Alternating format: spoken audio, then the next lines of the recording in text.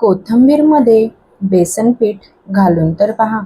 तर मंडळी, तुम्ही थंबनेलला पाहिलंच आहे की आज आपण कोथिंबीरमध्ये बेसन पीठ घालून एक भन्नाट आणि अतिशय पौष्टिक असा पदार्थ आज मी तुमच्यासोबत शेअर करणार आहे. तर मंडळी, व्हिडिओ कुठेही स्किप न करता शेवटपर्यंत नक्की पहा.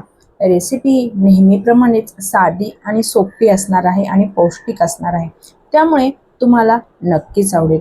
तर मंडळी, व्हिडिओला तुम्ही अजूनही लाईक केले नसेल तर पटकन लाईक करून घ्या आणि जर चॅनलला सबस्क्राईब केले नसेल तर तेही करून घ्या. तर चला रेसिपीला आपण लगेच सुरुवात करूया. तर इथे मी अशा पद्धतीने सर्व कोथिंबीर निवडून घेतलेली आहे आणि आपल्याला याला चांगलं असं स्वच्छ धुवून घ्यायचं आहे. तर ही कोथिंबीर मी अशा पद्धतीने निवडून घेतलेली आहे, पण यामध्ये मी काड्या जरा जास्तच ठेवलेल्या आहेत. तुम्हाला जर कमी काड्या आवडत असतील तर तुम्ही कमी घेतल्यात तरी सुद्धा चालेल. तर ही कोथिंबीर कवळी आहे, त्याच्यामुळे मी याच्यामध्ये काड्यांचं प्रमाण हे जास्त आहे. तर मी हे अशा पद्धतीने कट करून घेतलेले आहे. तर इथे आपल्याला सर्व कोथिंबीर अशी बारीक होईल तेवढी बारीक कट करून घ्यायची आहे. त्यानंतर या कोथिंबीरमध्ये आपल्याला 1 वाटी बेसन पीठ घालायचं आहे. तर आता इथे बेसन पीठ घातल्यानंतर अर्धी वाटी इथे मी तांदळाचं पीठ घातलेलं आहे. आता त्यानंतर एक छोटंसं वाटण करून घेऊया आपण. इथे हिरवी मिरची, लसण आणि जिरे आणि थोडी धणे आपल्याला हे मिक्सरला बारीक असे वाटून घ्यायचे आहेत. तर हे पहा अशा पद्धतीने. तर आता हे वाटलेलं वाटण आपल्याला या मिश्रणामध्ये ॲड करायचं आहे. तर आता यानंतर इथे थोडीशी हळद घालायची आहे आणि लाल तिखट घालायचं आहे. तर हे लाल तिखट जास्त असं तिखट नाही आहे, हे काश्मीरी लाल तिखट आहे. हे फक्त मी कलरसाठी यामध्ये ॲड केलेलं आहे. त्यानंतर इथे थोडासा हिंग घातलेला आहे.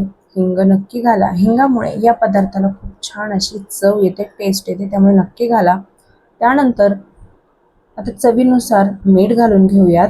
आता मीठ घातल्यानंतर यामध्ये आपल्याला पांढरे तीळ घालायचे आहेत. तर इथे मी एक मोठा चमचा भरून तीळ घातलेले आहेत, पांढरे तीळ.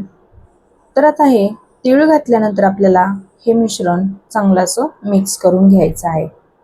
याच्यामध्ये आपल्याला सुरुवातीलाच पाणी नाही घालायचं आहे, कारण कोथिंबीरला यामधले सर्व मसाले चांगले असे लागले गेले पाहिजेत, मिक्स झाले पाहिजेत. कारण कोथिंबीरमध्ये सुद्धा पाणी असतं, तर पीठ लवकर हे भिजल्या जातं.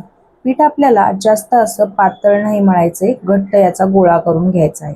होईल तेवढं या पिठाला घट्ट करायचं आहे, जेणेकरून आपला जो होणारा पदार्थ आहे ना, तर तो अगदी क्रंची आणि खुसखुशीत असा बनून तयार होतो.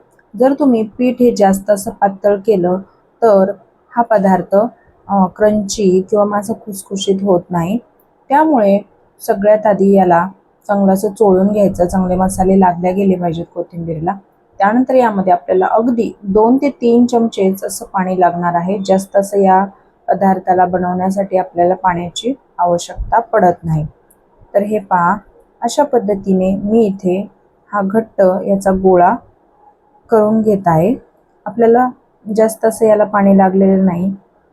2 ते 3 चमचे, म्हणजे जो आपण पोहे खाण्याचा चमचा असतो ना, तेवढंच यामध्ये मी 2 ते 3 चमचे पाणी ॲड केलेलं आहे. आणि त्यानंतर आपल्याला हे पीठ अशा पद्धतीने घट्ट असं मळून घ्यायचं आहे.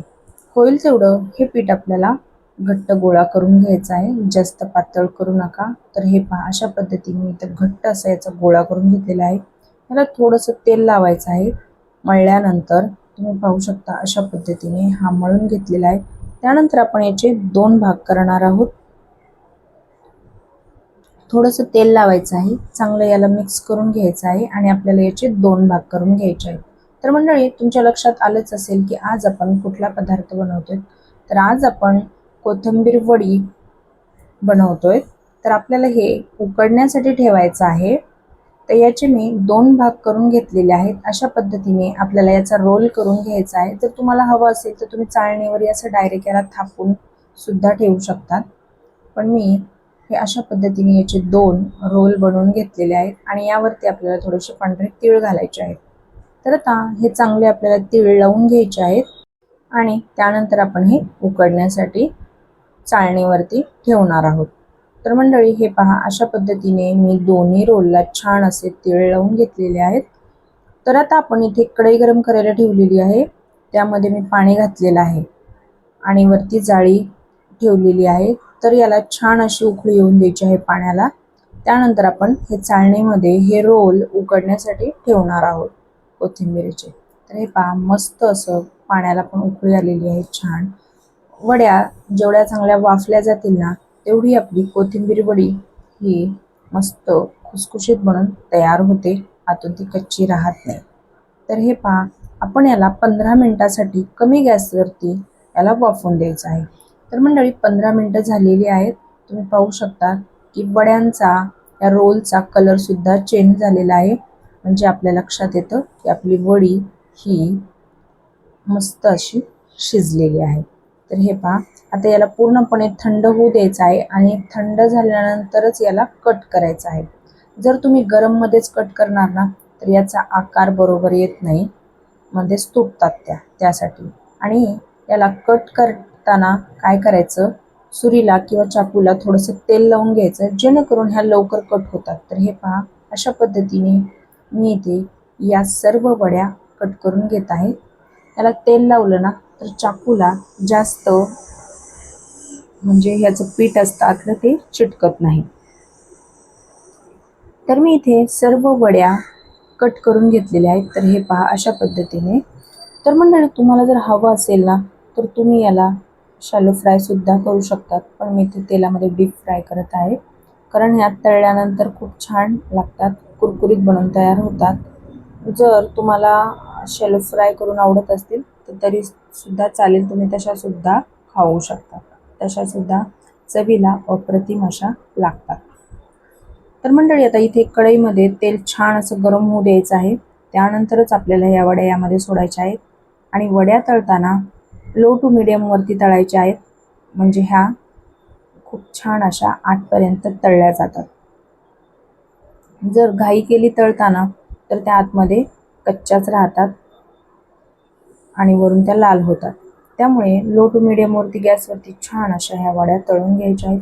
तर मंडळी तुम्हाला एक निवेदन आहे की तुम्ही आपला हा व्हिडिओ कोणत्या गावातून किंवा मग कोणत्या शहरातून पाहतायत हे मला कमेंटमध्ये नक्कीच कळवा, जेणेकरून मला सुद्धा कळेल की आपले व्हिडिओ कुठपर्यंत पोहोचत आहेत आणि मी तुमचा धन्यवाद करू शकेन. तर मंडळी तुम्ही पाहू शकता आपल्या वड्यांना किती मस्त आणि सुरेख असा रंग आलेला आहे.